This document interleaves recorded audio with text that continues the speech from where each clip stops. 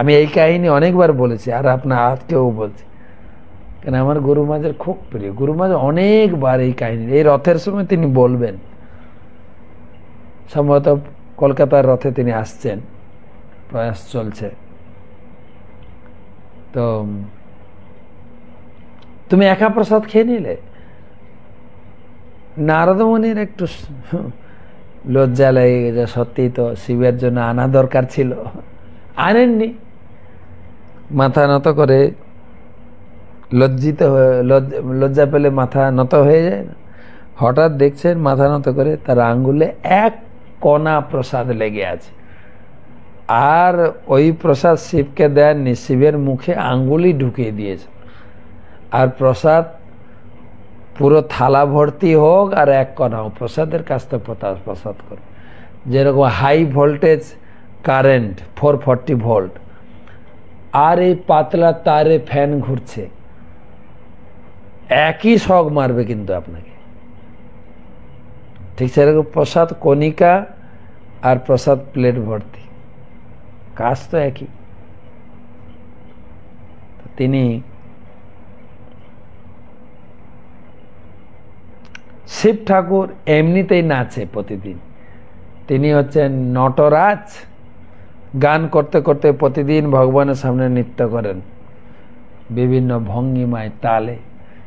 এবার প্রসাদ ঢুকেছে মুখে, প্রসাদের দিব্য আনন্দে তাল হয়ে গেছে, বেতালে নাচে, ধুম ধুম করে ত্রিশূল নিয়ে নাচছেন, একদম নটরাজ নৃত্য ভঙ্গিতে, হ্যাঁ, একদম ভগবানের প্রেমে মগ্ন হয়ে। হ্যাঁ, শিব বলে পঞ্চমুখে রাম রাম হরে হরে ব্রহ্মা বলে চতুর্মুখে কৃষ্ণ কৃষ্ণ হরে হরে। ব্রহ্মা কৃষ্ণ নাম কীর্তন করেন, আর শিব ঠাকুর রাম নাম কীর্তন করতে করতে বিভিন্ন বেতালে নাচছেন, আর পৃথিবী থরমর করে কাঁপছেন। পৃথিবী দেবী স্বয়ং মূর্তিমান হয়ে কৈলাসে এসে হাত জোড় করে বলছে, প্রভু প্লিজ নৃত্যটা বন্ধ করুন, না হলে সৃষ্টি যে আজকেই সমাপ্ত হয়ে যাবে। শিব ঠাকুর এত আনন্দে নাচছেন, কারোর কথা তো তার কানে পৌঁছাচ্ছে না। তখন ধরিত্রী মাতা, পৃথিবী মাতা পার্বতীর কাছে গিয়ে হাত জোড় করে বলছে, দেবী প্লিজ তোমার প্রভুকে আজকে নৃত্যটা বন্ধ করতে বলো, তবে তার না হলে সৃষ্টি লয় হয়ে যাবে আজকে। তখন পার্বতী গিয়ে মোটামুটি তিনি প্রভুর নৃত্য ভঙ্গ করতে অনেক অনুনয় বিনয় এবং কিছু কটু বাক্য প্রয়োগ করলেন, আর শিব নৃত্য বন্ধ করলেন। কিন্তু এত সুন্দর নৃত্য করছিলেন, যেরকম গাড়ি অনেক স্পিডে চললে হঠাৎ ব্রেক কষলে কেমন গাড়িটা ঝাঁকুনি দেয়, শিব না কাঁপছেন। পার্বতী অত্যন্ত ভয় ভীতা হয়ে প্রভুর চরণে বলেন, প্রভু আমার অপরাধ ত্রুটি ক্ষমা করবেন। দেখুন ধরিত্রী দেবী এত ভয় ভীতা হয়ে গেছে, তার জন্য আমি নৃত্য বন্ধ করালাম। প্রভু একটা কথা বলো, আজকের এই দিব্য আনন্দ নৃত্য আমি আগে দেখি নাই। তুমি তো প্রতিদিন নাচো, কীর্তন করো, কিন্তু আজকের নৃত্যের ভঙ্গিমা অন্যরকম ছিল। এত দিব্য আনন্দ তোমার শরীরে এর আগে দেখি। তখন শিব ঠাকুর বললেন, জানো আমি প্রসাদ পেয়েছি। নারদ 12 বছর সেবা করে যে প্রসাদ পেয়েছে, সেই প্রসাদ কণিকা মাত্র আমি পেয়েছি। কি বলবো দেবী, প্রসাদের যে স্বাদ, প্রসাদের যে দিব্য আনন্দ, আর সেই দিব্য আনন্দে ভগবানের নাম কীর্তন করতে করতে আমি নৃত্য করছিলাম, তুমি আমার আনন্দটাই মাটি করে দিলে, আনন্দটাই মাটি করেছে। পার্বতী কিছু শুনলো না। পার্বতী বলছে, তুমি প্রসাদ পেয়েছো, তা আমার জন্য কিছু প্রসাদ রেখেছো? কতটুকু প্রসাদ পেয়েছিল বলেন শিবে পার্বতীর জন্য রাখবেন? বলছে না তো। পার্বতী রেগে গেলেন, কেন আমি প্রসাদ পাবো না? হ্যাঁ, শিব একটু রাগের মুডে বলেও ফেলেছে, হ্যাঁ তুমি কি ভাগ্য করেছো যদি প্রসাদ পাবে। পার্বতী অত্যন্ত ক্রোধান্বিতা হয়ে গেলেন। হ্যাঁ কি বলো, আমি হচ্ছে আদ্যশক্তি, মহামায়া ভগবানের নিজ শক্তি, আমি প্রসাদ পাবো না? এটা হতে পারে? আমি প্রসাদ নিয়ে আস বলে তিনি তপস্যায় যাবেন। আর নারদ একটু ক্রোধান্বিত করে দিলেন। নারদের কাজ না স্বামী স্ত্রীতে ঝগড়া বাঁধানো। নারদ এসে বলে, হ্যাঁ দেবী, তোমাকে তোমার পতি প্রসাদ দেন, এটা ঘোর অন্যায়, কেন তুমি অর্ধাঙ্গিনী, পতিদেব যা পাবেন তোমার হাফ 50% ভাগ পাওয়া দরকার। এটা দেয়নি মানে শিবজি মহা অন্যায়, ঘোর অন্যায় করেছে। আর তাতেই আরো ক্রোধান্বিত হয়ে পার্বতী ধ্যানে বসলেন। পার্বতী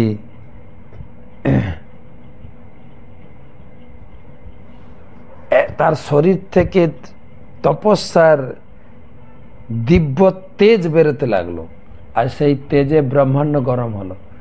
তখন দেবতারা ব্রহ্মাকে নিয়ে বৈকুণ্ঠ দরবারে পৌঁছালেন। বৈকুণ্ঠ দরবার থেকে নারায়ণ এলেন কৈলাসে, পার্বতীকে শান্ত করলেন। পার্বতী প্রণাম করলেন, বলেন দেবী তুমি এখানে তপস্যা করছো কিসের জন্য? বলছে প্রসাদ চাই।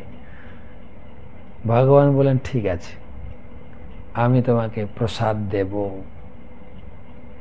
তারপরের কথাগুলো আমরা কালকে আলোচনা করব, আজকে সময় হয়ে গেছে। প্রসাদ সম্বন্ধে আর কিছু কথা কালকে। তো কিছু প্রশ্ন রয়েছে, অনেকগুলো প্রশ্ন উত্তর করব। আপনাদের প্রশ্ন করেছেন, সংক্ষেপে আজকে উত্তর দেব। অনেকগুলো প্রশ্ন এসে গেছে। 19 নম্বর শ্লোকের তাৎপর্যে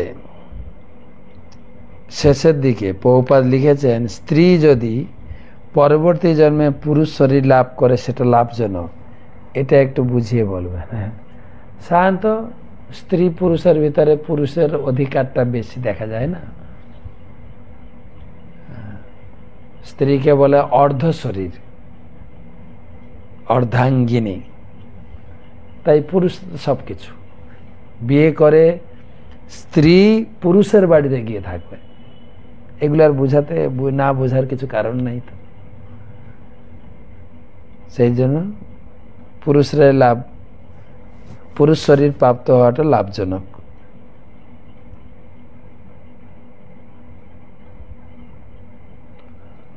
পরবর্তী প্রশ্ন, রূপম কান্তি চট্টগ্রাম বাংলাদেশ থেকে। এখন বর্ষাকাল চলছে, চতুর্দিকে অনেক সাপ টাপছে। সকালবেলা ফুল তুলতে গিয়ে আমি কি গাংবুট পরতে পারবো?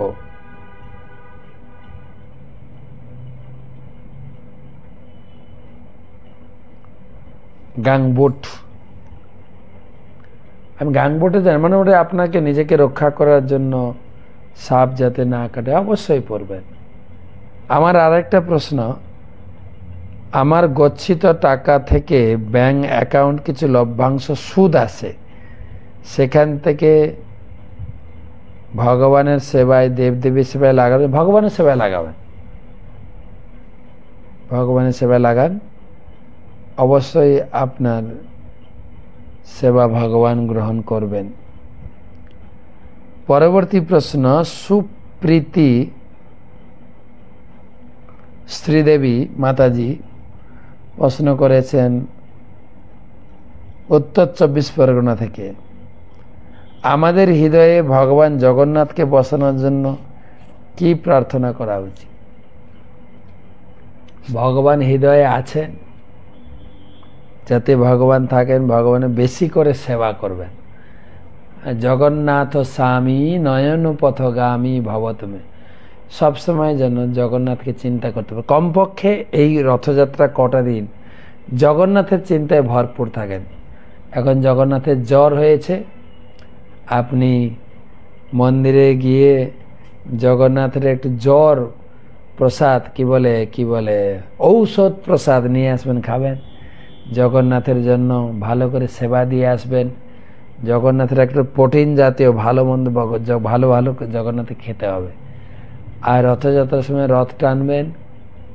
আর গুন্ডিচাতে যতদিন জগন্নাথ থাকবেন, হ্যাঁ, নিজে হাতে কিছু বানিয়ে সেবা দিয়ে আসবেন।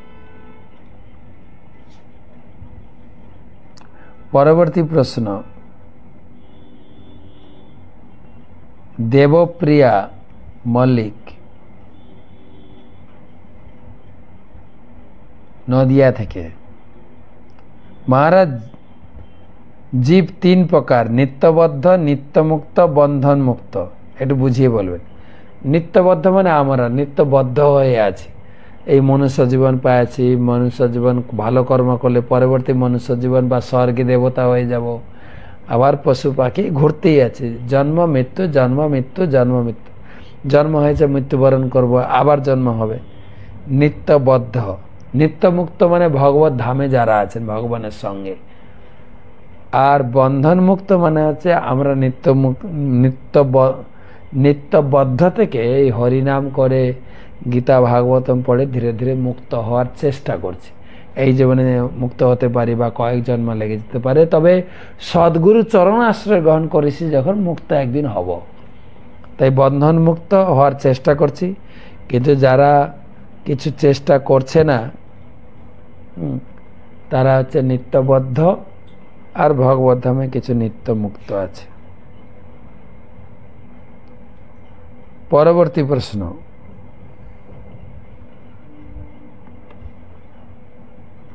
দেবারতী মিথ্যা।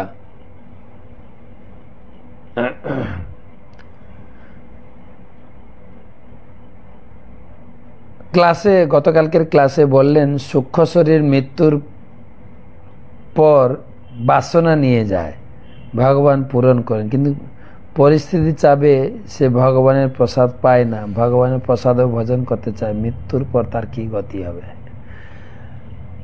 আমরা রাসলীলাতে পড়ছিলাম, ভগবানের বাঁশি শুনে যখন গোপীরা ঘর থেকে বেরিয়ে আসছিলেন, কিছু গোপী আসতে পেরেছেন, কিছু গোপী স্বামী শ্বশুরের বাধাতে আসতে পারেননি, তারা ওখানে চিন্তা করে করে ভগবানকে পেয়েছিলেন। তো নিরামিষ খাওয়া, প্রসাদ খাওয়া এটা বড় কথা নয়, আপনার চিন্তাধারা। আপনি হরিনাম করুন, গীতা পড়েন, ভগবান যখন পরিস্থিতি দেবেন তখন প্রসাদ খাবেন। শুধু হরিনাম করুন আর গীতা পড়েন, সেটাও লুকিয়ে লুকিয়ে করবে, তারা যেন জানতে পারে, তাতেই যথেষ্ট। পরবর্তী প্রশ্ন,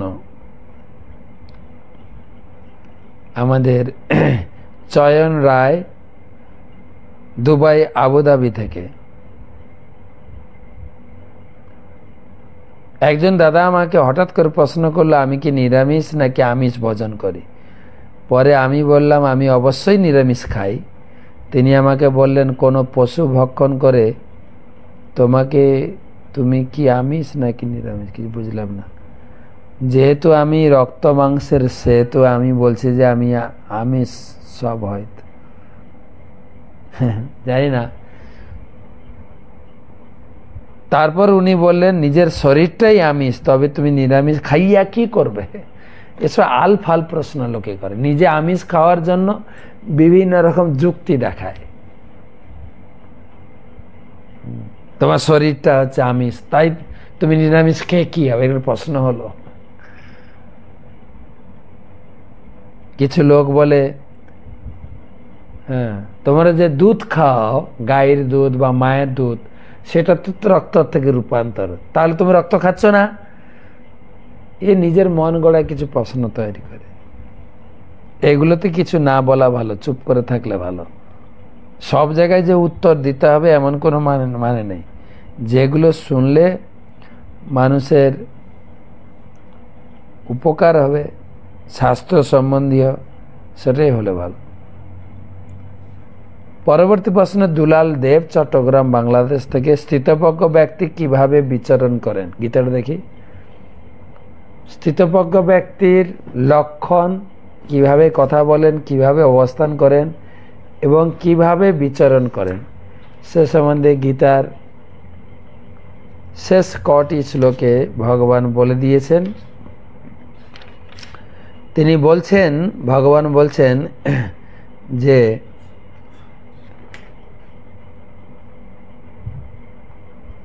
আপনার 70-71 দুটো শ্লোক পড়বেন। 70 শ্লোকে 71 শ্লোকে ভগবান বলছেন, কামনা বাসনা পরিত্যাগ করে নিষ্প্রিয় নিরহংকার, কোনো স্পৃহা নেই, লোকের ঘর বাড়ি আছে আমার কি তাতে, আর মমত্ব বহিত, কোনো কিছু পড়ে থাকলেও হাত দেন না। যেরকম উদাহরণ দেওয়া হয়েছে, ক্যাশিয়ার প্রচুর টাকা গনে কিন্তু নিজের একটাও টাকা না, সেরকম ঘর বাড়ি ধন সম্পদ দেখেও কিছু মনে না করে তিনি বিচরণ করেন। কীরকম একটা উদাহরণ দিয়েছেন 70 শ্লোকে। সমুদ্রে, নদীর জল সমুদ্রে ঢুকে সমুদ্র জল বাড়ে না, কিছুই হয় না। ঠিক সেরকম কামনা বাসনা প্রচুর আমার সামনে কেউ ছুঁড়ে দিলেও যে কোনো প্রকারের বিচলিত হন না, সেই হচ্ছে তিনি সেভাবে বিচরণ করতে পারেন। না বুঝতে পারলে, যদি উত্তর না পেয়ে থাকেন, আরেকবার প্রশ্ন করবেন। আজকে আমি সংক্ষেপে উত্তর দিচ্ছি, আর কটা প্রশ্ন আছে বলে দিই।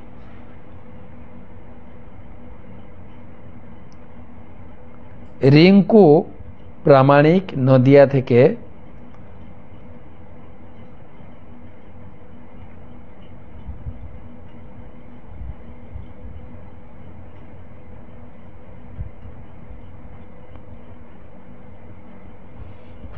স্নানযাত্রার দিন কি শুধু গজবেশ হয়? আর একটা প্রশ্ন হচ্ছে, ইন্দ্রদ্যুম্ন মহারাজকে ভগবান জগন্নাথ যে বর দিয়েছেন 2 ঘড়ি, 3য় নম্বর বার, 2 ঘড়ি মানে 2 ঘন্টা, আমাদের পরম পূজ্য পুরুষোত্তম মহারাজ তাই বলেন। আর স্নানযাত্রার দিন বিকালে শুধু গজবেশ দর্শন হয়। সেই গণপতি ভট্টকে খুশি করার জন্য এই বেশ ধারণ করেছিলেন।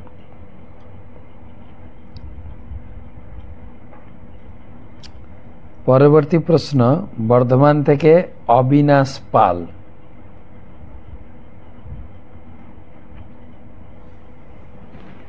আমার নাম অবিনাশ পাল, গ্রাম ছত্তিশগন্ডা।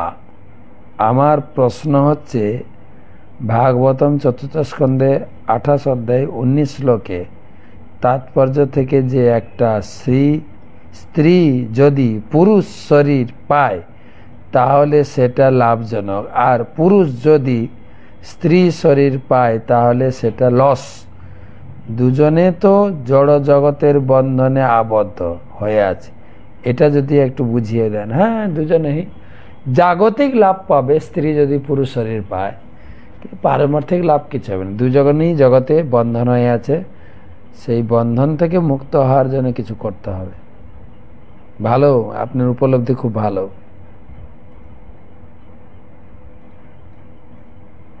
শুনে খুশি হলাম।